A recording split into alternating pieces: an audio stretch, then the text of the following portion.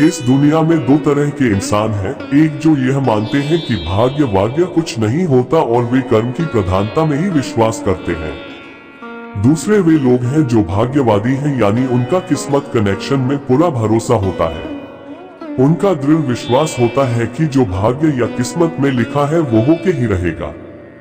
यानी इंसान कर्म और भाग्य की दो धुरियों में घूमता रहता है और अंततः दुनिया से अलविदा हो जाता है। आज का युवा भी यही सोचता है कि बिना कुछ किए ही उसे वह सब कुछ मिल जाए जो वह चाहता है।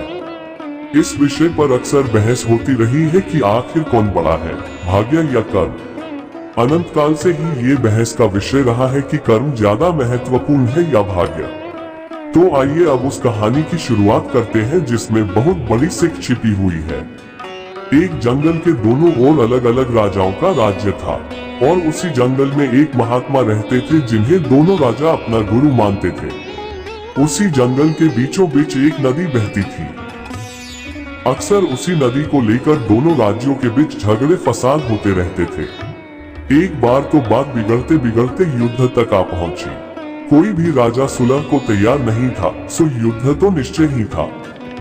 दोनों राजाओं ने युद्ध से पहले महात्मा का आशीर्वाद लेने की सोची और पहुंच गए जंगल की उस कुटिया में जहां महात्मा रहते थे।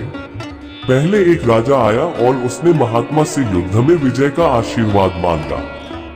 महात्मा ने कुछ देर उस राजा को निहारा और कहा कि राजन, तुम्हारे भाग्य में जीत नहीं दिखती, आगे ईश्वर की मर्जी। ये सुनकर पहला राजा थोड़ा विचलित तो हुआ, फिर उसने सोचा कि यदि हारना ही है तो पूरी ताकत से लड़ेंगे, परंतु यूं ही हार नहीं मानेंगे। और अगर हार भी गए तो हार को भी औरों के लिए उदाहरण बना देंगे, परंतु आसानी से हार नहीं मानेंगे। ये निश्चय कर वह वहां से चला गया। दूसरा राजा भी जीत का आशीर्वाद लेने महात्मा के पास आया, उनके पैर छुए और विजयश्री का आशीर्वाद मांगा। महात्मा ने उसे भी कुछ देर निहारा और कहा कि बेटा, भाग्य तो तुम्हारे साथ ही है। ये सुनकर राजा तो खुशी से भर गया और वापस जाकर निश्चिंत हो गया, जैसे कि उसने युद्ध तो जीत ही लिया हो। अंततः युद्ध का दिन आया। दोनों सेना एक दूसरे के आमने सामने थे और युद्ध का बिगुल बज गया। युद्ध प्रारंभ हो चुका था। एक तरफ की सेना ये सोचकर लड़ रही थी कि चाहे किस्मत में हार हो पर हम हार नहीं मानेंगे, हम अपना सर्वश्रेष्ठ कोशिश करेंगे, अपना सर्वस्व झोंक देंगे।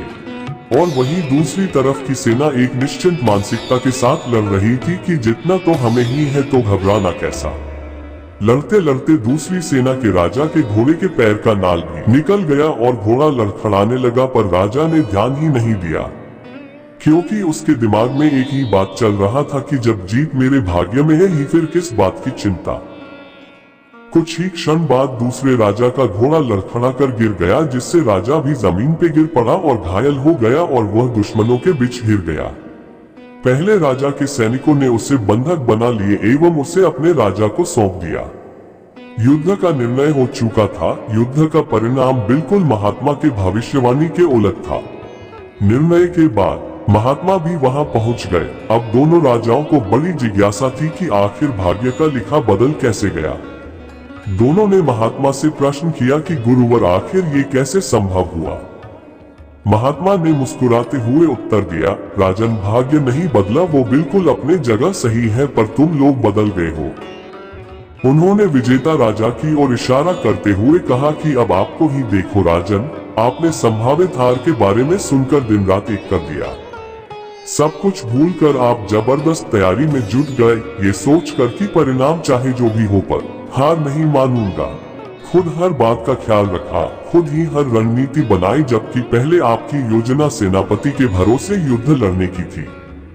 अब महात्मा ने पराजित राजा की ओर इशारा करते हुए कहा कि राजन, आपने तो युद्ध से पहले ही जीत का जश्न मानना शुरू कर दिया था। आपने तो अपने घोड़े की नाल तक का ख्याल नहीं रखा, फिर आप इतनी बड़ी सेना को कैसे संभालते और कैसे उनको कुशल नेतृत्व देते। और हुआ वही जो होना लिखा था। भाग्य नहीं बदला, पर जिनके भाग्य में जो लिखा था उन्होंने ही अपना व्यक्तित्व बदल लिया। फिर बेचारा भाग्य क्या करता। दोस्तों, हमें इस कहानी से यह सीख मिलती है कि भाग्य उस लोहे की तरह वहीं खींचा चला जाता है जहां कर्म का चुंबक हो। हम भाग्य के अधीन नहीं हैं, हम तो स्वयं भाग्य के निर्माता हैं।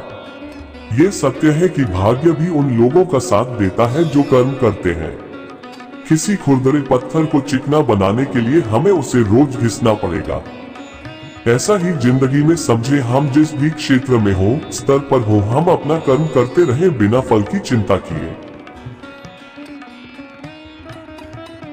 अगर आपको हमारी वीडियो अच्छी लगी तो वीडियो को लाइक और कमेंट में जय श्री राम अवश्य लिखें और इसी प्रकार की वीडियोस देखने के लिए सब्सक्राइब जरूर करें।